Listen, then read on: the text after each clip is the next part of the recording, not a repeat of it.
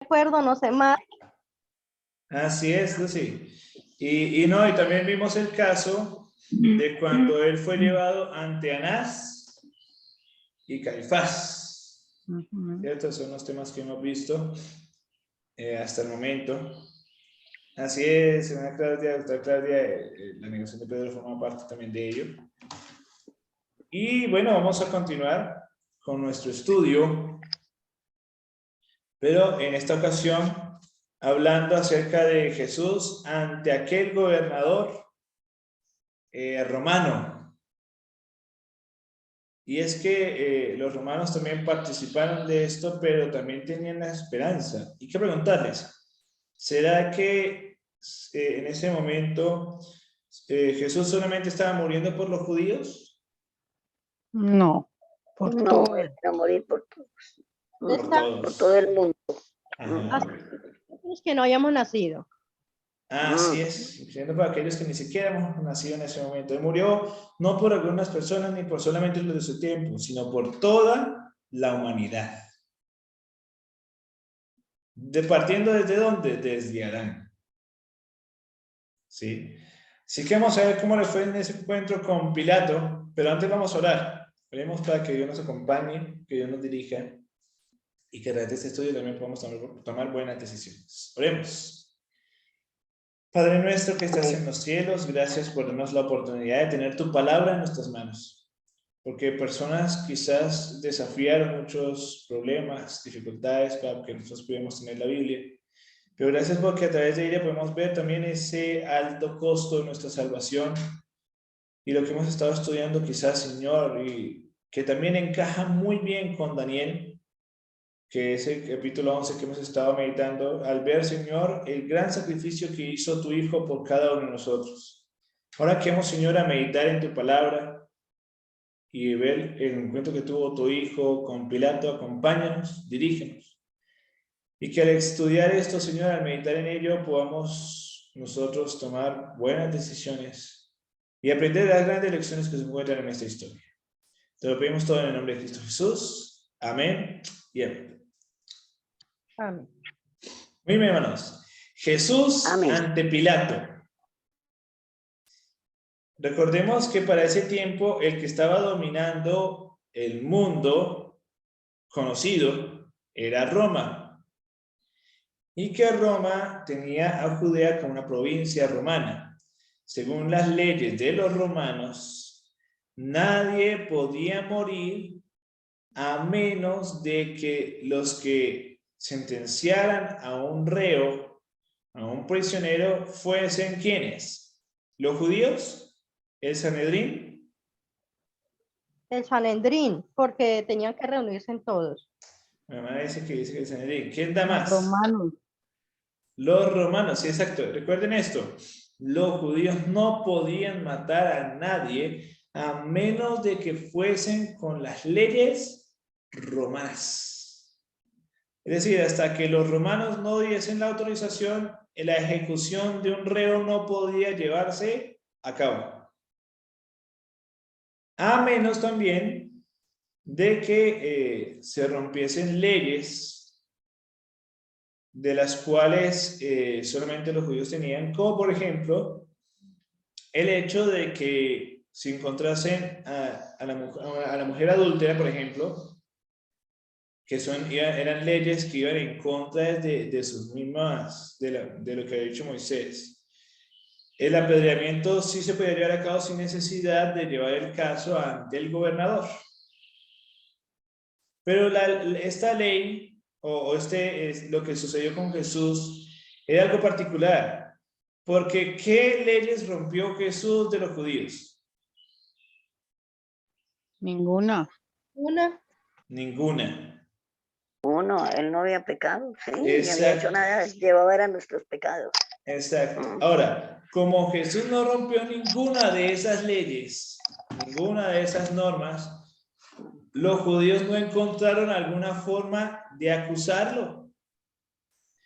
Entonces decidieron llevar ese caso ante Pilato, pero con una mentira. ¿Y cuál era la mentira? Que se creía el rey de los judíos. Que alborotaba al pueblo. Los malos esos zánganos no encontraron nada. No encontraron Vaya. nada con qué acusarlo, no encontraron nada de cómo echarle la culpa. Y entonces, como no encontraron cómo echarle la culpa a él, decidieron inventarse ese testimonio diciendo de que él se estaba queriendo proclamar como rey. Como rey de los judíos. Eso se llama sedición, ¿cierto? En el mundo de los monarcas se llama sedición o querer rebelarse en contra del poder romano. Ante esas acusaciones había un castigo muy cruel, había castigos crueles. No solamente estaba el de la cruz, también estaba el del estiramiento, que es que a las personas le amarraban sus brazos y sus pies o sus piernas a varios caballos para que fuesen en diferentes direcciones y de esa manera les arrancaban los brazos y los pies a la persona. Ese también era uno de Los los castigos muy desgarraban comunes. todos. Sí, ellos hacían ese tipo de cosas. Los romanos tenían tácticas de muerte terribles, pero la muerte más terrible de todas era el de la cruz. El de crucificar. Porque la persona podía durar días allí clavado, vivo. Y si la persona tomaba agua o vinagre, que también le daban, la persona podía durar más tiempo crucificada, desangrándose. Era una muerte lenta y dolorosa. Era la muerte más terrible de todas. Los romanos eran expertos en esas tácticas y Dios precisamente empleó o usó uno de los métodos romanos para que su hijo muriese la muerte más terrible, pero con tal de darnos la oportunidad más grande. Y es precisamente ante Pilato que Jesús se presenta y dice lo siguiente. Recuerden que estamos en Juan capítulo 18, ¿cierto? Y vamos a ir en el versículo 28. Dice así: llevaron a Jesús a casa de Caifás, al pretorio. Era de mañana. Ellos no entraron, en el pretorio para no contaminarse y así poder comer de la Pascua. O sea que mira qué interesante.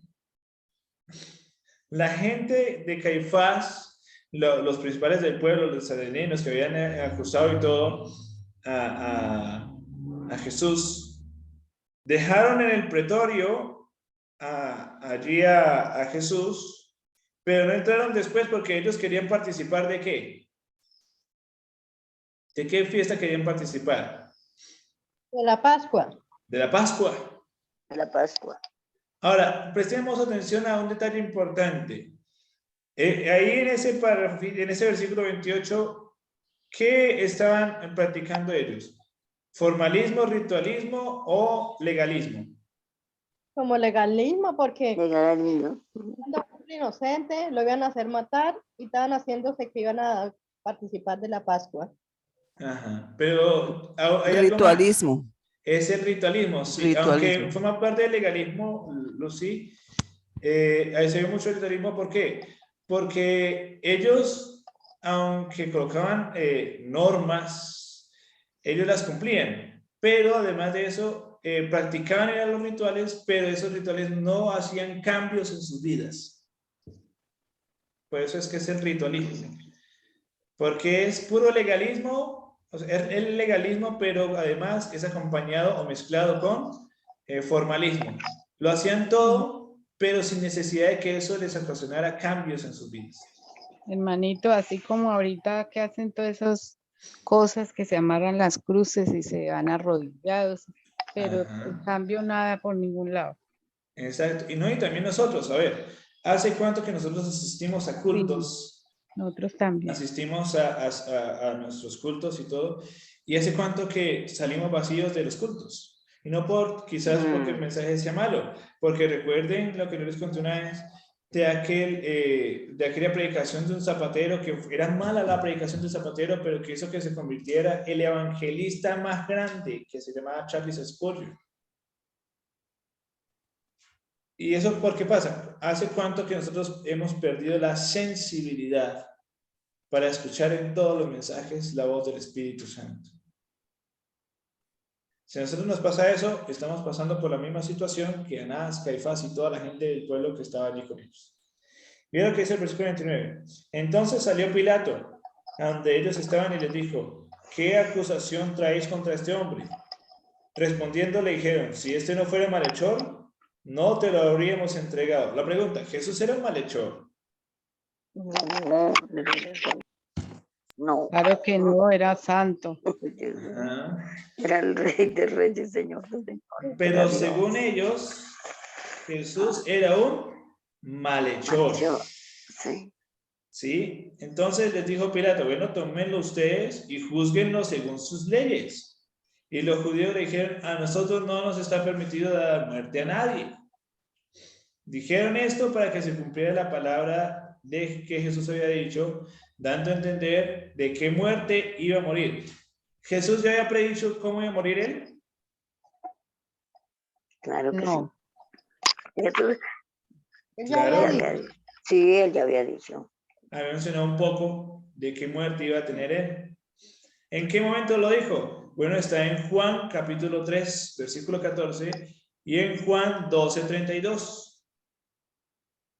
¿Sí? Pues vamos a ver, vamos al 32, que es el que está más cerquita, 12:32. Dice: y yo, cuando sea levantado de la tierra, a otros atraeré a mí mismo. ¿Sí? Ustedes pueden mirar el de Juan 3:14 y verán que tiene también una predicción de que Jesús ya había dicho cómo iba a morir.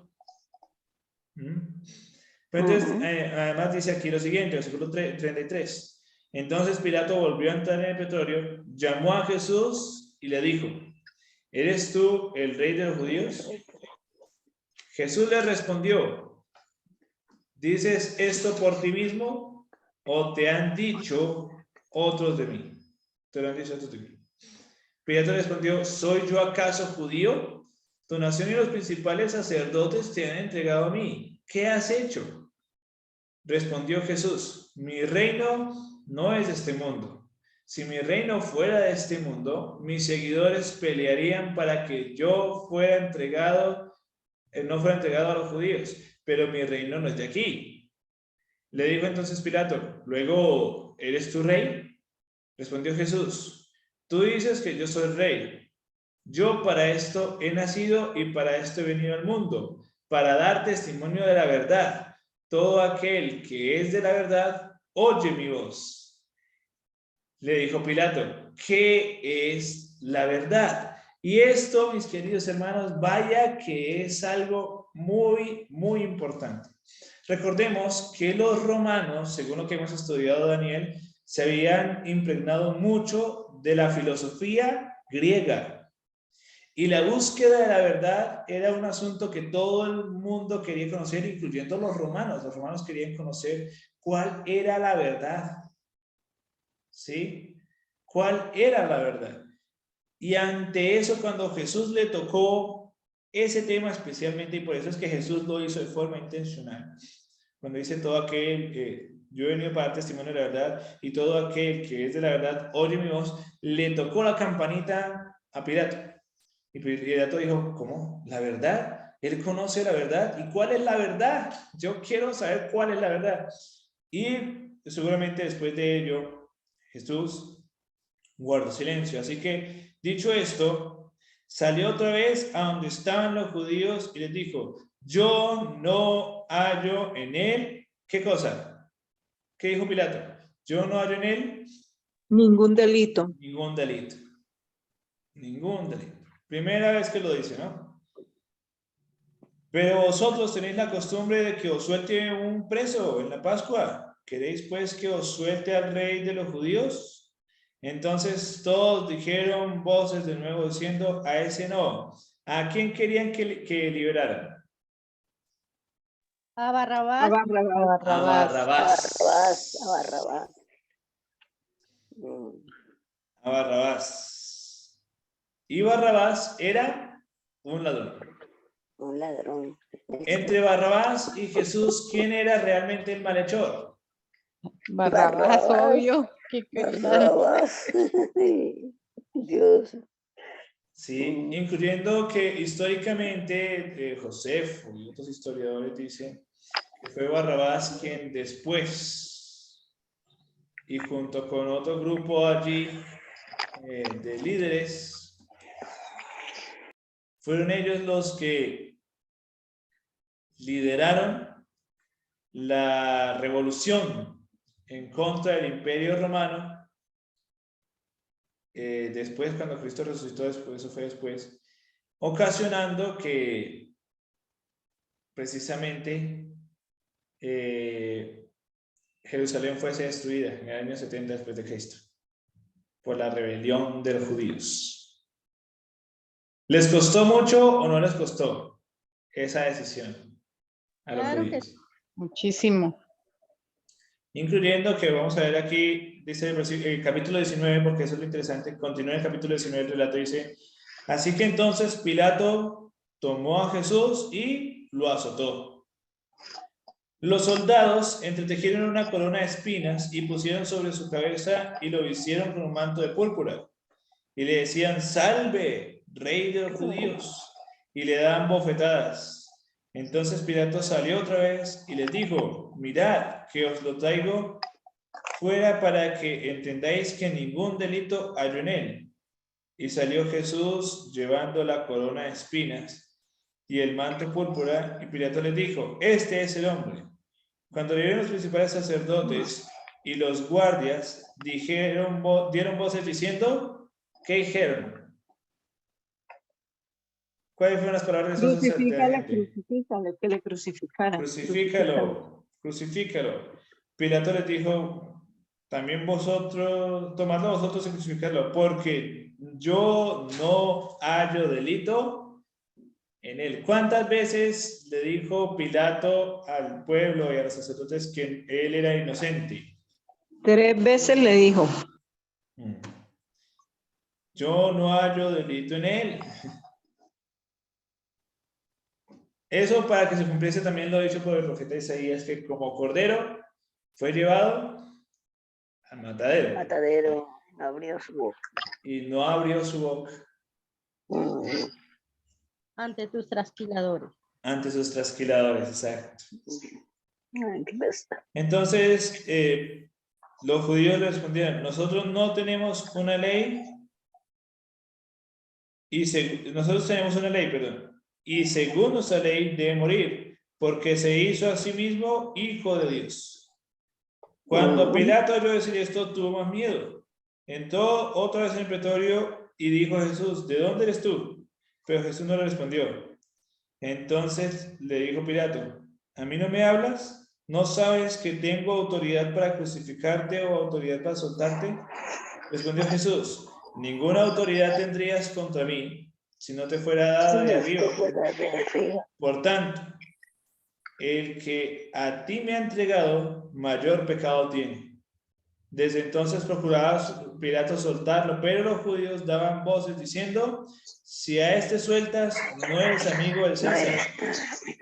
Todo el que se hace rey, a César se opone.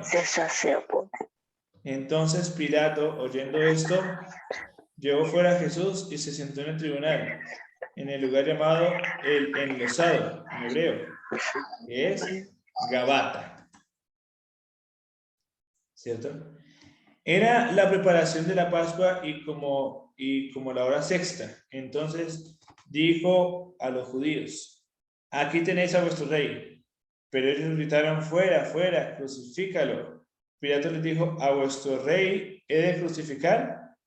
Respondieron los sacerdotes, principales sacerdotes: no tenemos más rey que César. Así que entonces lo entregó a ellos para que fuera crucificado.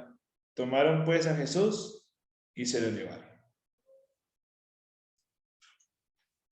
Tremendo, ¿no? En este capítulo, Juan no colocó quizás detalles como los otros evangelistas que todos conocemos, que se lavó las manos, ¿cierto? No colocó quizás las palabras del pueblo cuando dice que su sangre caiga sobre nosotros y sobre nuestros hijos.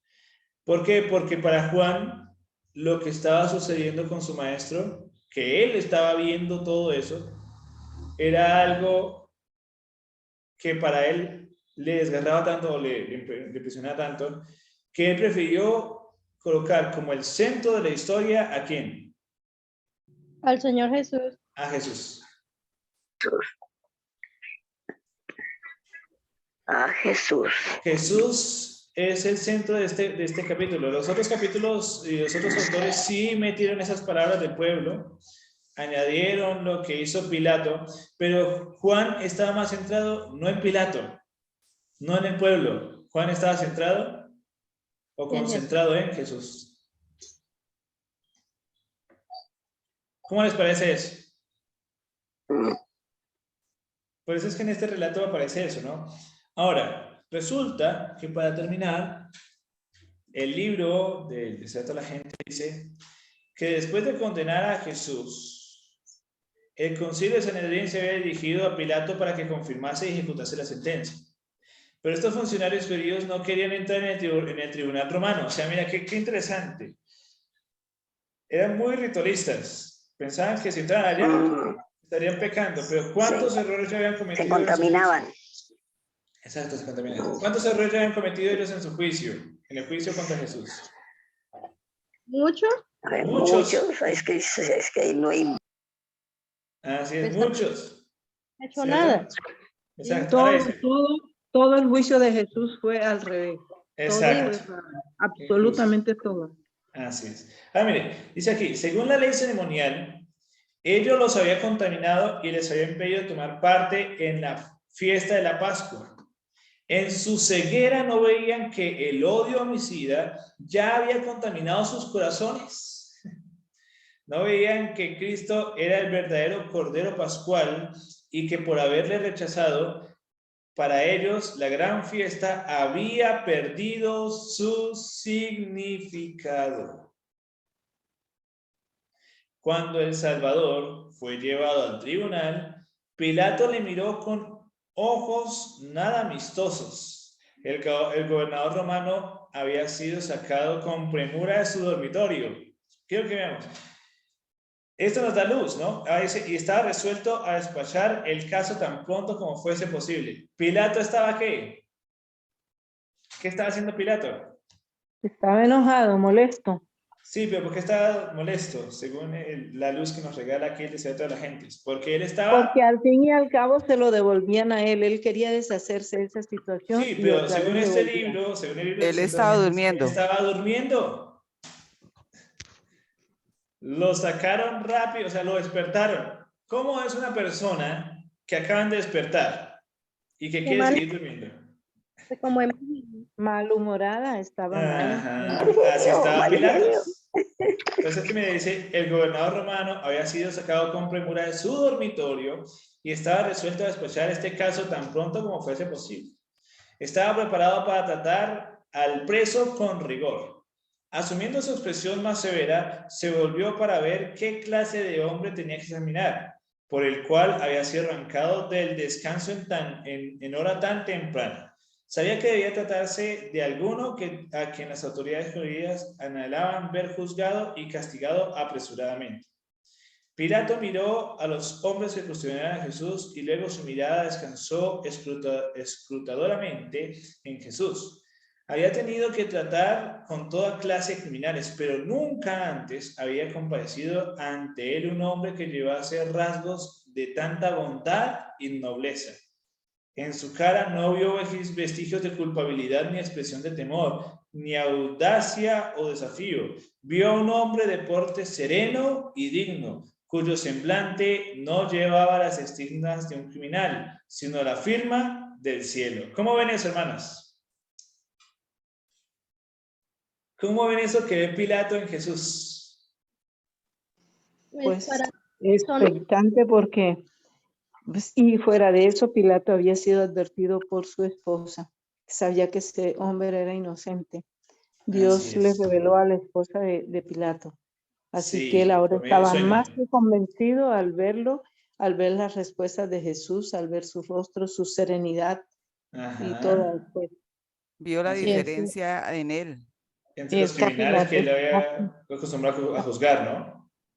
A Pilato se le miraba como su angustia, como sí, se sentía mal al ver que él lo estaba haciendo, pero que no era verdad.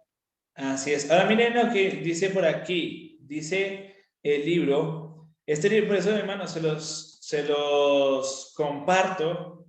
Lean este libro, es muy maravilloso, sobre todo para estas fechas. Y dice, la apariencia de Jesús hizo una impresión, en vez de negativa en Pilato, fue una impresión favorable, positiva en Pilato. Y dice, su naturaleza mejor fue despertada. Había oído hablar de Jesús y de sus obras. Les pregunto, Pilato había oído antes hablar de Jesús, ¿sí o no? Oído, sí. Sí.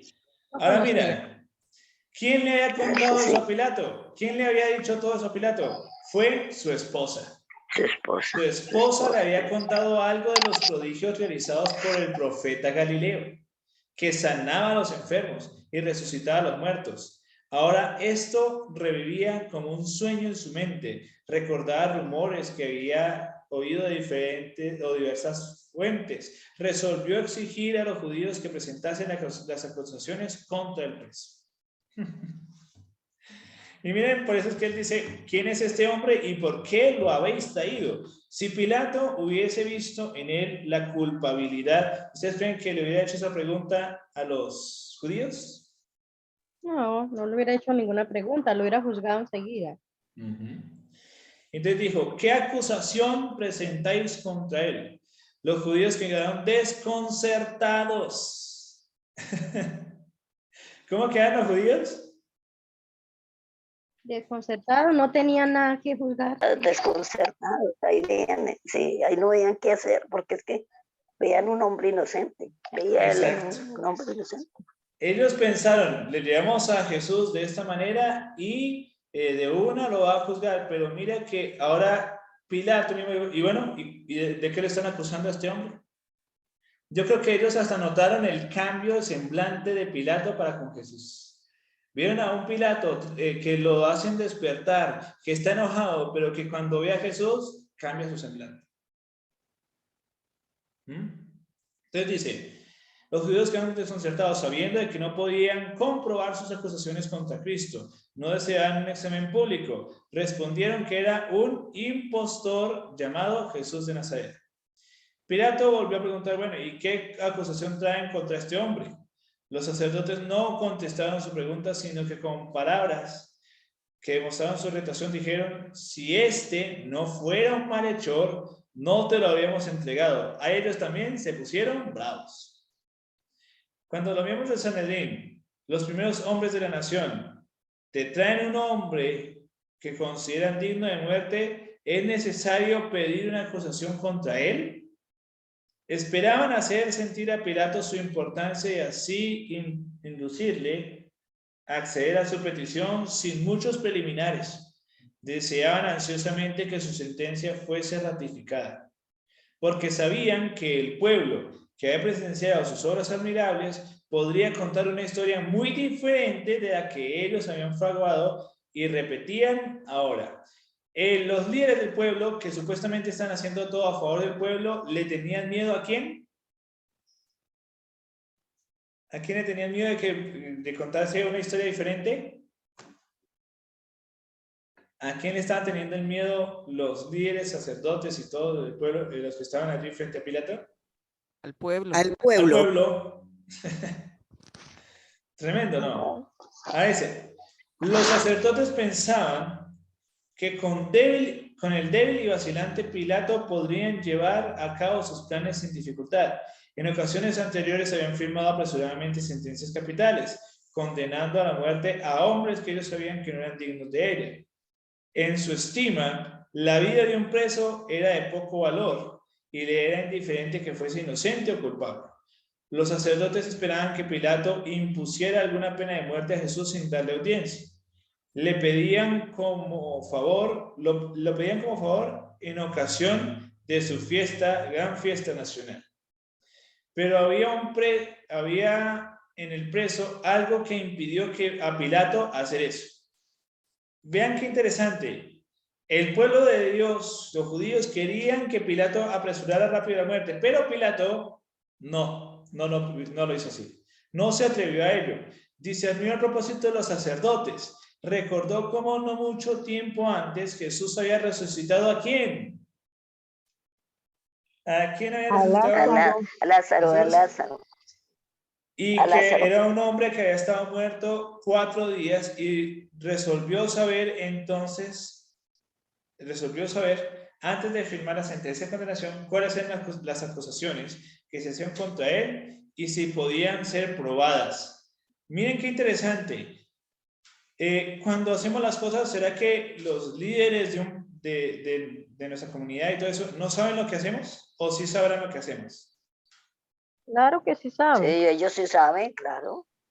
Porque mira, en ningún lado del Evangelio... Sí sabemos cuál es el mal y cuál es el bien. Exacto.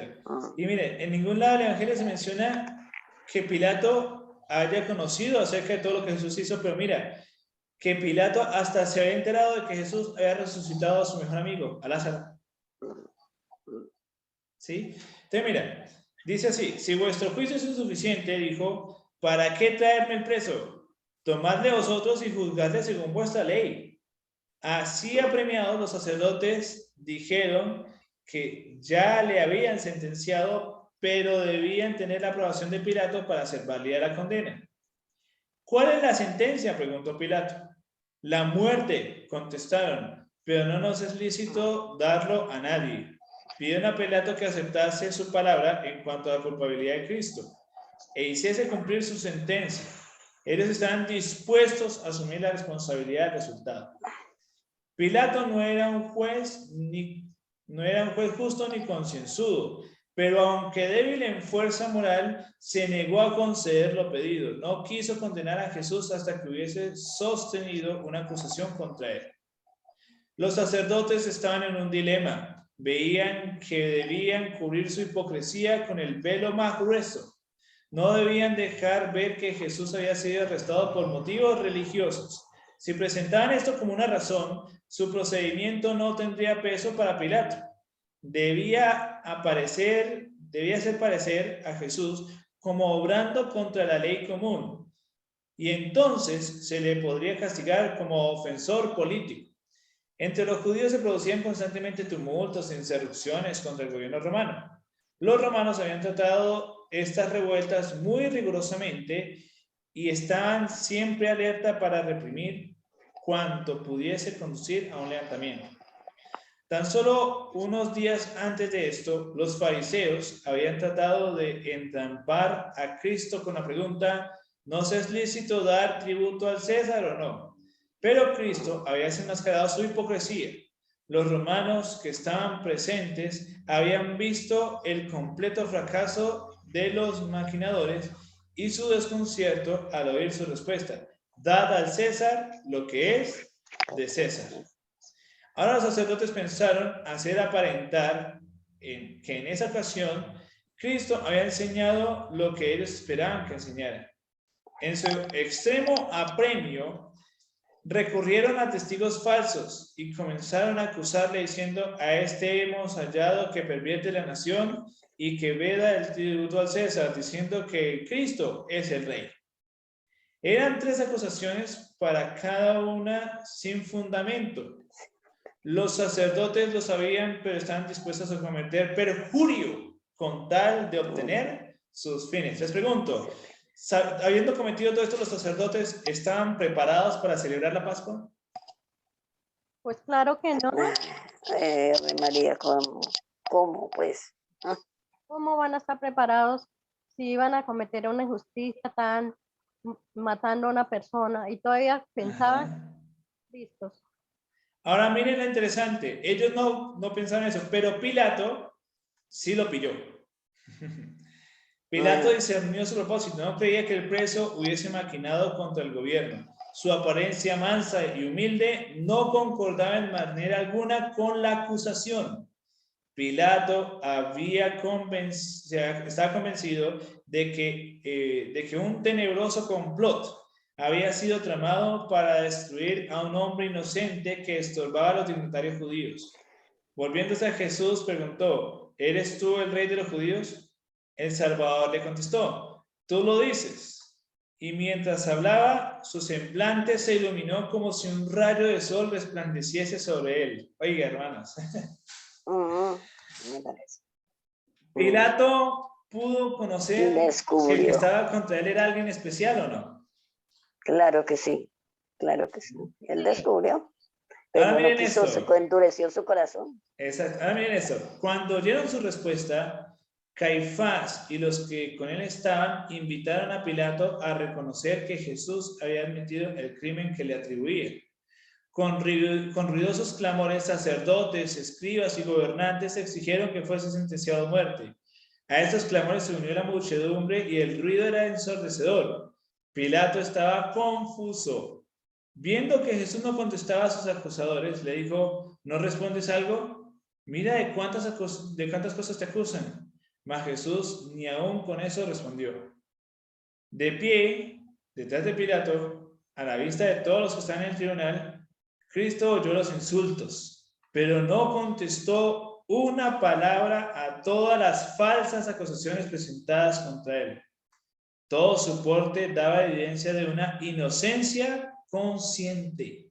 Permanecía inconmovible ante la furia de las olas que venían a golpearle. Era como si una enorme marejada de ira, elevándose siempre más alto, se volcase contra las olas del bullicioso océano en derredor suyo, pero sin tocarle. Guardaba silencio, pero su silencio era elocuencia.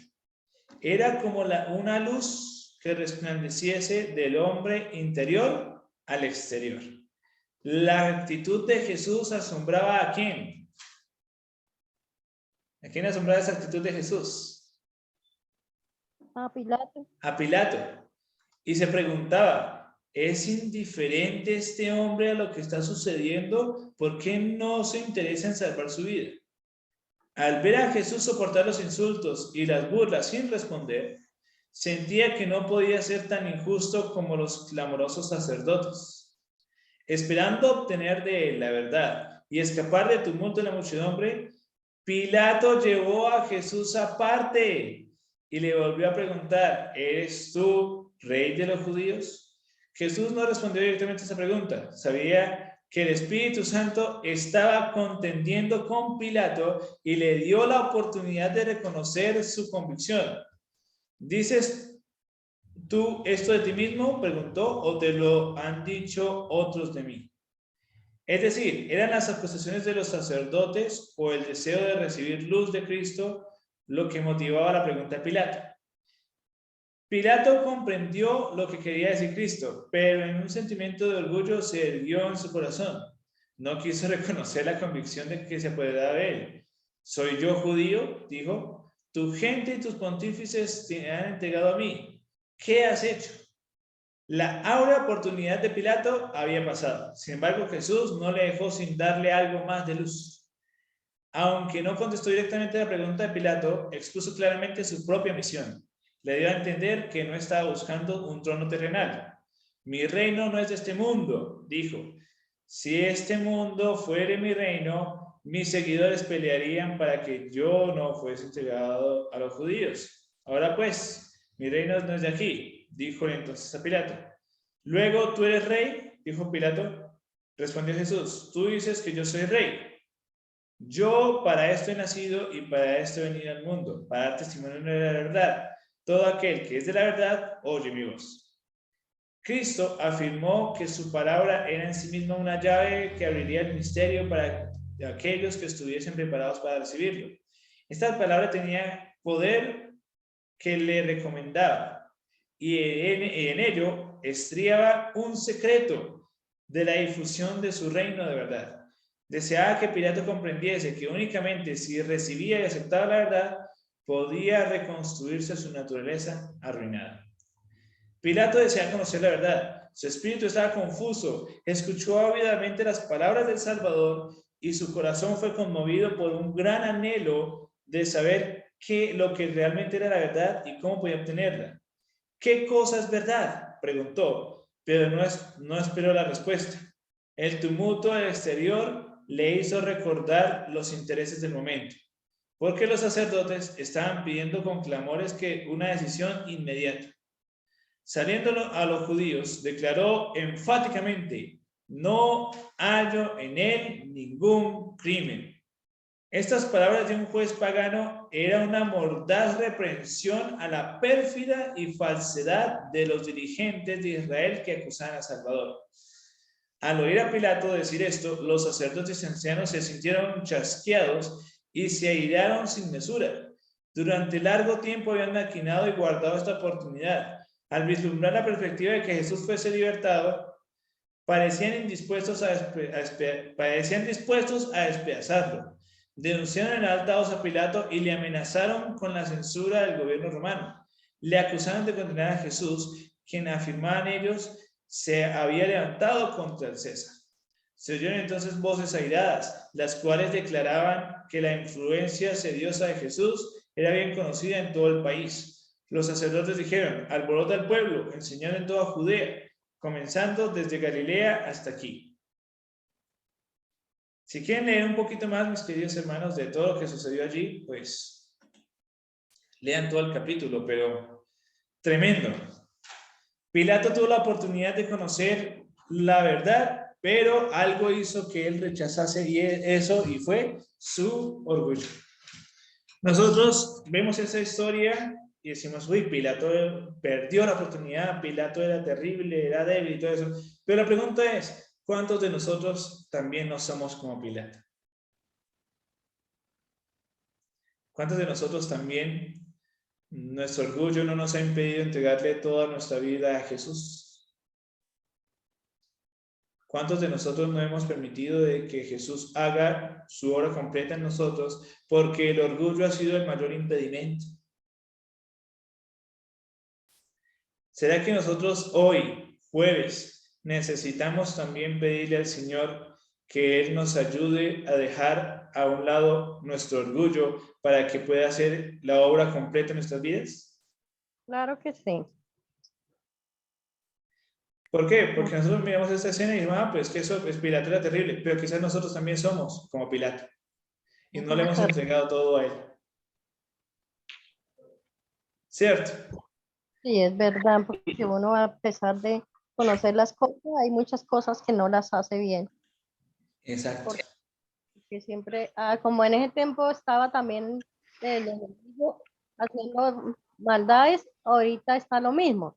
Está mirando a quién derrumba y entonces tenemos que estar más con Cristo para que no nos pase igual que a Pilato, que no le demos campo entre a nosotros. Así es. Estamos Así dándole que, cabida al enemigo para que él quiera hacer lo que quiere con nosotros. Exacto. Así que, mis hermanos, si no queremos que nos pase lo mismo que Pilato, lo que tenemos que hacer es realmente renunciar a nuestro orgullo. Renunciemos a nuestro orgullo. Si nosotros renunciamos a nuestro orgullo, si nosotros renunciamos a nuestro propio yo, va a ser mucho más fácil que Dios pueda hacer la obra en nuestras vidas. Pero nuestro orgullo es el mayor impedimento para que Dios pueda hacer esa obra. Y les pregunto, ¿ustedes desean hoy permitir que Dios haga la obra en ustedes renunciando a ustedes mismos? Amén. No es fácil. Créanme que no es fácil. Sí. Cuesta demasiado. Porque renunciar a ustedes mismos no es que, ay, yo renuncio y ya. No, señores. Eso es una labor de cada día. Ir obteniendo victoria tras victoria. Siendo transformados de gloria en gloria. Hasta que Cristo tenga la estatura de Cristo. Tenga esa estatura. Hasta que alcancemos esa meta. Pero eso no se logra de un día para otro, se logra de un cambio constante, por medio de una relación con Él constante, permitiendo de que Él me transforme a mí de forma constante. Pero si ustedes, mis queridos hermanos, todos los que estamos aquí hasta el día de hoy, estamos estancados en nuestra transformación, estamos en problemas. Imaginémonos este ejemplo. ¿Qué pasaría donde el gusano en la crisálida, en el proceso de metamorfosis, decide estancarse en ese proceso? ¿Qué le pasa al gusano? Se muere. Se muere. Se muere. Se Mariposa. muere. ¿Tiene que llegar a ser mariposa o en el proceso se puede llegar a morir? A morir. Por eso, mis queridos hermanos, eso sucede lo mismo en la vida espiritual. Si nosotros en ese proceso de transformación nos estancamos, estamos en un gran riesgo de morir espiritualmente. Pilato experimentó algo maravilloso que había experimentado, que había tocado su vida, había tocado su corazón, había pasado esa armadura romana y había llegado a su corazón, pero ahora Pilato no toma esa decisión. ¿Por qué? Porque su orgullo fue su impedimento. Perdió la oportunidad de su vida de ser salvo y así nos puede pasar a nosotros Y también. así también nos puede pasar a nosotros. Si nosotros no dejamos que el proceso, ese proceso de transformación siga nuestra vida, vamos a morir espiritualmente. Y por ende, no podremos llegar a ser salvos. Ni esperemos serlo. Por eso, mis hermanos, cuán peligroso es un cristianismo conformista. Qué peligroso es eso. Sí, es verdad, porque uno cree que está preparado y eso es mentira. Uno nunca está totalmente preparado, le falta a uno mucho para verdad estar con Dios. Así es. Y si, mis hermanos, si nosotros nos hemos comportado como Pilato y estamos viendo un cristianismo conformista, quizás este es el mejor momento para vivir un cristianismo no conformista, no cómodo, sino un cristianismo transformista. Que realmente podamos ser transformados por medio de este mensaje, pues es la única manera en la que podemos llegar a ser como Jesús, llegar a ser, a obtener la estatura de Cristo y de parte de, como consecuencia, alcanzar la salvación. Les pregunto, ¿cuántos de ustedes quieren decirle al Señor hoy que el Señor haga su obra transformadora en sus vidas? Amén. Amén. Yo, amén, amén. Entonces, oremos. Mayor deseo. La lucha es cada día pedirle al Señor que Él nos ayude a renunciar al orgullo, pues es lo que nos ayudará a ser más como Jesús. Oremos. Padre eterno, que estás en los cielos, gracias por darnos la oportunidad de estudiar tu palabra. Gracias porque tu palabra es viva y eficaz. Y esta historia aún con Pilato, con un emperador romano, con un gobernador romano en realidad. Ayúdanos a ver, Señor, que de esta historia podemos aprender muchas cosas. Y quizás nosotros mismos somos como Pilato y nos hemos estancado en nuestro crecimiento espiritual. Y estancarnos en el crecimiento espiritual es algo peligroso y mortal. Por eso, Señor, ayúdanos para que en vez de estancarnos, podamos seguir ese proceso de transformación, donde tú, Señor, seas el que hagas esa obra en nuestras vidas. Dirígenos, oh Señor, y que podamos realmente hoy ser transformados a través de tu presencia y de tu compañía. Gracias, Dios, por escucharnos. Gracias porque sabemos que estás con nosotros. Y ahora que vamos a continuar con nuestras labores en el día de hoy, haz tu obra en nuestra vida y transfórmanos conforme a tu voluntad. Te lo pedimos todo en el nombre de Cristo Jesús. Amén y amén. Amén. Hermanos, perdón por haberme pasado el tiempo, pero bueno. Amén, amén, amén. No, todo estuvo muy bien. Amén. Jehová les bendiga y les guarde. Jehová resplandece su rostro sobre ustedes y tenga ustedes misericordia. Jehová alce su rostro y pongan ustedes paz. Que Dios les bendiga y un gran abrazo a todos. Lo mismo, yo lo guardo. Feliz día. Para todos, amén. Amén, Olga, la cuenta regresiva. 5, 4.